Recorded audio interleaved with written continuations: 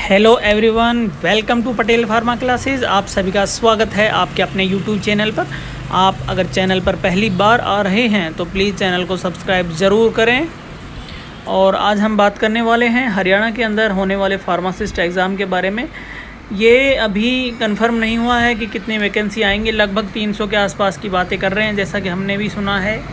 और स्वास्थ्य विभाग के अंदर काफ़ी फार्मासिस्ट की वैकेंसीज़ हैं, जो अभी जो रिक्त पद हैं उनको भरना होगा। तो जैसा हमने सुना है उसके अकॉर्डिंग हम आज बात कर रहे हैं। अगर किसी ने हरियाणा के अंदर सीईटी, जो अभी हरियाणा एसएससी के द्वारा कंडक्ट कराया गया था, सीईटी का एग्ज़ाम दिया है और फार्मासिस्ट की तैयारी करना चाहता है, फार्मेसी उसने कर रखी है, तो वो इस सिलेबस को देखें और इसके अकॉर्डिंग तैयारी स्टार्ट कर दें, ताकि जब वैकेंसीज़ का नोटिफिकेशन आ जाए उसके बाद अगर आप तैयारी स्टार्ट कर दें तो इतना सिलेबस है कि आप नहीं कर पाएंगे। काफ़ी कुछ लंबा सिलेबस होता है फार्मेसी का, तो आप इसीलिए आप अभी से स्टार्ट कर दें। जो भी आपके सोर्सेज हैं वहीं से आप स्टार्ट करना, प्रिपरेशन स्टार्ट कर दीजिए। तो जैसा कि मैं आपको बता दूं कि हरियाणा फार्मासिस्ट का जो एग्ज़ाम होने वाला है उसके अंदर 20% का जो वेटेज है वो general awareness, reasoning, mathematics, science, history और हरियाणा की history and related to current affair, literature, geography, civics, environment, इनके बारे में रहने वाला है। और बाकी का जो 10% है वो कंप्यूटर के बारे में रहेगा। तो काफ़ी कंप्यूटर एक अकेला जो सब्जेक्ट है वो काफ़ी कुछ वेटेज ले रखी है यहाँ पे उसने, तो 10% काफ़ी मायने रखता है। अगर कंप्यूटर की आपको नॉलेज है, कंप्यूटर के बारे में आपको पता है, तो कंप्यूटर के बारे में भी अच्छे से पढ़ के जाना है, क्योंकि 10 नंबर बहुत ज़्यादा होते हैं और 20 नंबर के लिए आपको देखो इतना सब कुछ पढ़ना पड़ रहा है, तो ये भी आपको पढ़ के जाना है। लेकिन कंप्यूटर एक प्रॉपरली बहुत एक सिलेबस एक अच्छा सा प्रॉपरली को यूट्यूब चैनल देख लें जहाँ पे आपको गाइडेंस मिल जाए, तो आप वहाँ से तैयारी कर सकते हैं कंप्यूटर की। अब जो अपना जो मेन फोकस रहेगा वो फार्मा के जो सिलेबस है, फार्मेसी का जो सिलेबस है उस पर भी रहेगा। इसके अंदर जो मेन जो सब्जेक्ट्स होते हैं, देखो आने को सब सब्जेक्ट आते हैं, लेकिन जो जब अभी तक जितने भी एग्ज़ाम कंडक्ट हुए हैं ऑल ओवर इंडिया, तो उसमें यही देखा जाता है कि फार्माकोलॉजी, फार्मास्यूटिक्स और कुछ क्वेश्चन ज्यूरिस्प्रूडेंस, फार्माकोग्नोसी, इन सब्जेक्ट से रिलेटेड मोस्ट जो अबेडेंट जो क्वेश्चंस हैं वो यहीं से बनते हैं। यानी कोलॉजी, कोग्नोसी, फार्मास्यूटिक्स और ज्यूरिस्प्रूडेंस अगर आपने थोड़ा अच्छे से पढ़ रखा है तो इन पे अच्छे से ही फोकस करके चलिए। और केमिस्ट्री भी पढ़िए, केमिस्ट्री से भी 5-7 क्वेश्चन बनते हैं। केमिस्ट्री से भी 5-7 अगर क्वेश्चन बनते हैं तो उसमें आपको chemistry, inorganic chemistry, organic chemistry, biochemistry, सब केमिस्ट्री आपको मिला के पढ़नी होगी, तब जाके वो 5-7 क्वेश्चन बनते हैं। लेकिन अगर कोलॉजी, अगर फार्माकोलॉजी में आपका बेस ठीक है, अगर आप उसको अच्छे से पढ़ रहे हो, उसको रिवाइज़ कर रहे हो, तो फार्माकोलॉजी से भी काफ़ी कुछ क्वेश्चन बनते हैं। फार्मास्यूटिक्स एक ईजी सब्जेक्ट है, इसको आप कवर कर सकते हैं। कोग्नोसी के अंदर ड्रग्स के बारे में आपको याद रखना होगा। अब हम अगर फार्मास्यूटिक्स की बात करें तो स्यूटिक्स में जो यूनिट ऑपरेशंस हैं उनके बारे में, और साथ में ये बता रखा है कि क्या क्या है। फार्माकोपिया के बारे में पढ़ना होगा। देखो फार्माकोपिया की यहाँ पे कोई आपका थ्योरी एग्ज़ाम नहीं है, तो इसलिए आपको जो ईयर्स होती हैं उनके बारे में याद करना है। फार्माकोपिया की डेफिनेशन आपको पता है क्या होता है, ठीक है, उसके बारे में बात करना है। पैकेजिंग मटेरियल्स, पैकेजिंग मटेरियल्स बेटा जी क्या होते हैं? पैकेजिंग मटेरियल्स वो होते हैं कि किन मटेरियल से हमारा जो पैकेजिंग के लिए हमारा पैकेजिंग के लिए जो कंटेनर बना है वो किस मटेरियल से बना है, तो इसमें पैकेजिंग मटेरियल्स आते हैं, ठीक है। पेपर का बना हुआ होता है, ठीक है, प्लास्टिक का बना हुआ होता है, किसका बना हुआ हमारा कंटेनर, तो इसमें आते हैं। प्रिजर्वेटिव्स जो दवाओं को सुरक्षित रखने का काम करते हैं। साइज रिडक्शन, जिसके अंदर हम पार्टिकल्स के साइज़ को कम करते हैं, रिड्यूस करते हैं। साइज सेपरेशन, साइज़ को अलग अलग साइज़ के पार्टिकल्स को सेपरेट करना साइज सेपरेशन कहलाता है। फिल्ट्रेशन, किन्हीं भी दो लिक्विड्स को, दो सॉलिड में से लिक्विड्स को या फिर उनको फिल्टर करना क्या कहलाता है? फिल्ट्रेशन कहलाता है। ड्राई मतलब सुखाना, ड्राइंग होता है। एक्सट्रैक्शन मतलब कि किसी भी क्रूड ड्रग है उनके अंदर से जो उनका जो मेन इंग्रेडिएंट्स हैं उनको निकालना। टैबलेट्स की डेफिनेशन, ये सॉलिड डोज फॉर्म के अंदर आते हैं। कैप्सूल भी सॉलिड डोज फॉर्म के अंदर आते हैं। लिक्विड ओरल प्रिपरेशंस हो गई, जिनके अंदर solution, syrup, elixir, emulsion, suspension, dry powder for reconstitution.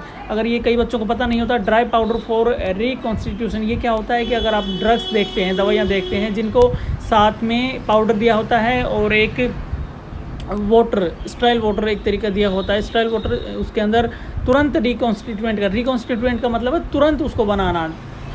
क्यों बनाते हैं इस प्रकार के ड्रग? क्योंकि अगर कई ड्रग्स क्या होती हैं वो लिक्विड फॉर्म के अंदर स्टेबल नहीं रह पाती हैं, सुरक्षित नहीं रह पाती हैं, तो इस वजह से उनको हम पाउडर की फॉर्म में देते हैं और फिर उनको रिकॉन्स्टिट्यूशन करते हैं उनका। टॉपिकल प्रिपरेशंस आपको पता है स्किन के ऊपर अप्लाई करते हैं, पाउडर्स हो गए, ग्रेन्यूल्स हो गए, स्टाइल फॉर्मुलेशंस हो गई, free from any type of impurities, उनको हम स्टाइल फॉर्मुलेशंस बोलेंगे, इनके बारे में हम पढ़ेंगे।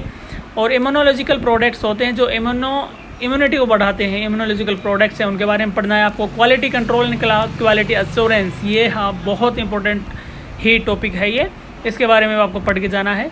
फार्मास्यूटिकल केमिस्ट्री, इसके अंदर भी आपको बहुत सी चीज़ें हैं जो पढ़नी पड़ेंगी। Antiviral agent, anti malarial, anti infective, analgesic, anti inflammatory, anti arithmetic, anti hypertensive, देखो ड्रग्स हैं, इनके बारे में पढ़ लो। केमिस्ट्री और कोलोजी दोनों ही आपको सेम लगेंगी और दोनों की ड्रग्स एक ही होती हैं, तो ये भी अच्छा है ऑप्शन। कोग्नोसी, ये भी अच्छा सब्जेक्ट है, लेंथी सब्जेक्ट है, पढ़ के जाना होगा, ड्रग्स को याद करना होगा आपको। Anti tumour, anti diabetic, anti allergic, antiseptic, disinfectant, anti malarial, alkaloids, टर्पेनॉइड्स, glycosides, ये देखो नाम सुनने में आपकी डेफिनेशन आपको टिप्स पे हो सकती है, लेकिन इनकी ड्रग्स आपके टिप्स पे होनी चाहिए, तभी आपकी पार पड़ेगी, तभी आपको सरकारी नौकरी लगेगी। इसके बाद एच भी, हाँ एच बताना भूल गए हम, एच भी एक बहुत ज़्यादा इंपॉर्टेंट सब्जेक्ट है। एच के अंदर भी आपको ह्यूमन एनाटॉमी एंड फिजियोलॉजी के अंदर इसके बारे में पढ़ना है, बॉडी के बारे में पढ़ना है, हमारी जो डेफिनेशंस हैं उनके बारे में, सेल की डेफिनेशन, टिश्यू क्या होता है, ह्यूमन बॉडी क्या होती है, उससे सिस्टम क्या होता है, हेमेटोटिक क्या होता है, लिम्फेटिक सिस्टम, इस सब सिस्टम के बारे में आपको पढ़ के जाना होगा। CVS, CNS, ठीक है, skeletal muscle, urinary system, endocrine system, इन सब के बारे में। सोशल फार्मेसी एक बहुत ईजी सब्जेक्ट आ जाता है कि फार्मासिस्ट का रोल क्या है, न्यूट्रिशन और हेल्थ क्या होती हैं, माइक्रोबायोलॉजी क्या होती है, कॉमन माइक्रो ऑर्गेनिजम्स क्या होते हैं, एपिडेमियोलॉजी क्या होती है, ठीक है, हेल्थ का सिस्टम क्या है, नेशनल हेल्थ प्रोग्राम्स क्या क्या चल रहे हैं इंडिया के अंदर, ये सब चीज़ें हैं, और उनके क्या क्या फ़ायदे हैं, जो नेशनल हेल्थ प्रोग्राम्स चल रहे हैं इंडिया के अंदर उनके क्या क्या फ़ायदे हैं, फंक्शंस क्या हैं, आउटकम क्या हैं, और रोल क्या है फार्मासिस्ट का, फार्माको इकोनॉमिक्स क्या है। इजी सब्जेक्ट है, आप अगर कर सकते हो, अगर आपने रेगुलर पढ़ाई करी है, अच्छे से फार्मेसी करी है, मतलब प्रॉपर फार्मेसी, मतलब ये वाली फार्मेसी, अच्छे से फार्मेसी करी है आपने, अगर डिप्लोमा फार्मेसी करी है तो भी अच्छे से पढ़ाई कर रखी है, तो आपका एग्ज़ाम हो जाएगा, कोई ज़्यादा इशू नहीं है। वही आपका डिप्लोमा इन फार्मेसी का जो पूरा सिलेबस है वही सिलेबस है, इसमें फार्माकोलॉजी है, इसमें जनरल फार्माकोलॉजी है, फार्माकोकाइनेटिक, डायनामिक और क्या होता है इकोलॉजी, इन सब के बारे में पढ़ना होता है। कार्डियोवैस्कुलर सिस्टम के बारे में, CNS पे कौन सी ड्रग काम करती हैं, ब्लड फॉर्मिंग ऑर्गन कौन कौन सी, मतलब ब्लड फॉर्मिंग ऑर्गन पे कौन कौन सी ड्रग काम करती हैं, क्लासिफिकेशन उनकी और डेफिनेशन, एक्शंस क्या होते हैं, डोज इंडिकेशन, इन सब के बारे में पढ़ना है। ऑटोकोड्स के बारे में पढ़ना है, कीमोथेरेपेटिक एजेंट के बारे में पढ़ना है। इसके बाद में जो हमारा सबसे अलग सब्जेक्ट आ जाता है, ये अभी जो नया ऐड हुआ है, कम्युनिटी फार्मेसी एंड मैनेजमेंट। इसके अंदर आपको कम्युनिटी फार्मेसी प्रैक्टिस के बारे में बात करनी है, प्रोफेशनल रिस्पॉन्सिबिलिटीज़, SOPs, प्रिस्क्रिप्शन, ये देखो ये वाला जो सब्जेक्ट है ये अभी इंक्लूड जो डिप्लोमा में किया है, लेकिन ये पहले फार्मास्यूटिक्स सेकंड के नाम से पढ़ाया जाता था 2021 से पहले। इनको 2020 जो बैच है आपका, उसको 2020 वाले बैच को ये फार्मास्यूटिक्स सेकंड के नाम से पढ़ाया जाता था, और जो डिग्री जिन्होंने कर रखी है उनको डिस्पेंसिंग फार्मेसी के अंदर पढ़ाई जाती थी ये सभी चीज़ें। बायोकेमिस्ट्री और क्लिनिकल पैथोलॉजी, ये भी एक अच्छा सब्जेक्ट है, इसके अंदर आपको lipid, enzyme, vitamins, metabolism, minerals, इन सब के बारे में पढ़ना है। फार्माकोथेरेपेटिक, ये देखो एक नया सब्जेक्ट मैं बता रहा था कि बच्चों ने जैसे फार्माकोलॉजी कम पढ़ते हैं ना, पहले फार्माकोलॉजी कम ही आती थी, तो अब फार्माकोलॉजी का बहुत अथाह भंडार है। डिप्लोमा के अंदर भी कोई ऐसा बच्चा नहीं सोचे कि हमने फार्माकोलॉजी नहीं पढ़ी है, तो फार्माकोलॉजी आपने अथाह पढ़ी है। अगर 2021 के बाद अगर फार्मेसी की है तो आपने बहुत अच्छे से फार्मेसी की है, पढ़ाई करी है, पेपर रेगुलर दिए हैं, अच्छे कॉलेज से, अच्छी यूनिवर्सिटी से, और अर्जी फर्जी नहीं है, तो बहुत अच्छे से काम कर लेंगे, ठीक है। इसके बाद में HCP की बात करें, HCP भी एक हॉस्पिटल एंड क्लिनिकल फार्मेसी है, उसके बारे में हम बात करते हैं। Hospital pharmacy, different communities in hospital, supply chain, inventory control, ये इनके बारे में पढ़ना होगा। फार्मेसी लॉ एंड एथिक्स, ये अगर पहले से अगर किसी बच्चे ने कर रखी है तो ज्यूरिस्प्रूडेंस के नाम से एक सब्जेक्ट आता था, इसके अंदर पूरे लॉ हैं, उनके रेगुलेशंस कब आए, कौन सा रूल कब आया, कौन सा अमेंडमेंट कब हुआ, इसके फीचर्स क्या होते हैं, कोड ऑफ फार्मास्यूटिकल एथिक्स क्या है, medical termination of pregnancy act क्या है, इन सब के बारे में, ड्रग एक्ट क्या है, फार्मेसी रेगुलेशन एक्ट क्या है, फार्मेसी प्रैक्टिस रेगुलेशन 2015 क्या है, इन सब चीज़ों के बारे में जो नए ऐड किए गए हैं वो है।